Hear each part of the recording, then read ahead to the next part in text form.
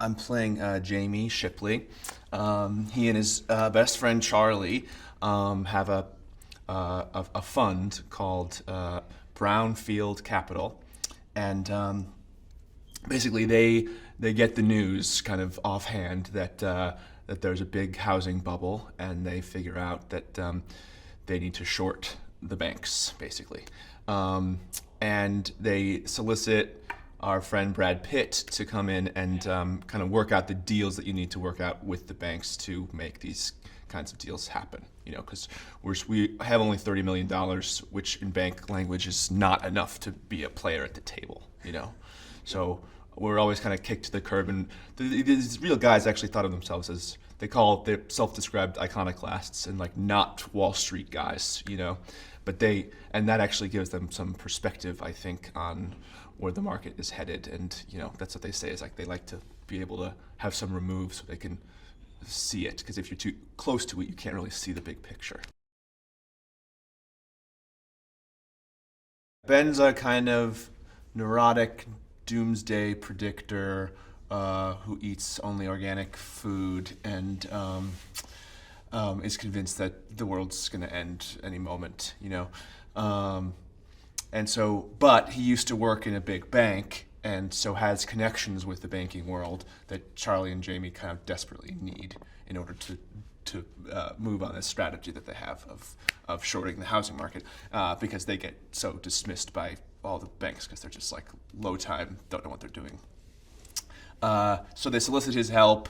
They kind of cajole him into helping them push through this agreement, this ISDA agreement, it's called.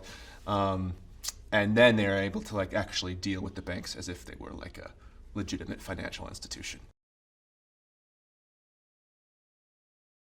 Brad is so awesome to work with. Like, he's so easygoing, and kind of, you get the sense that anything you throw his way, he will roll with and react to and throw you something back really awesome. And he's really funny, and he's like surprisingly funny and like eager to make it work, you know? I mean, that's surprising, but like he's in it, he's really in it 100%, you know? And he was really like very supportive of us, like very complimentary and just easy, cool and easy. Charlie is kind of neurotic.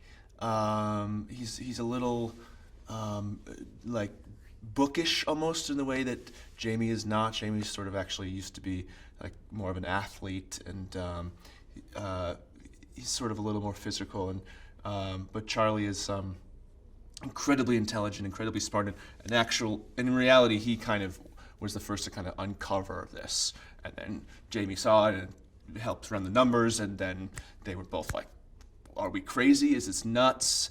Are we seeing something that no one else is seeing, or are we seeing something that we're just like fabricating in our imaginations?" I think it does leave you mad, and I think it's supposed to do that.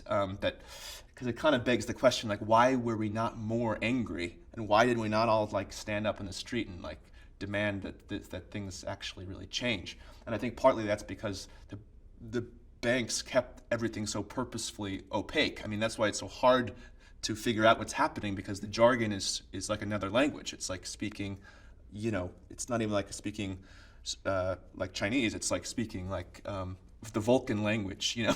But at least the Vulcan language makes sense, I guess. Die Hard originated from the failed script of Commando 2. For this and more movie facts, click on more videos. But if you want something else, click on the playlist.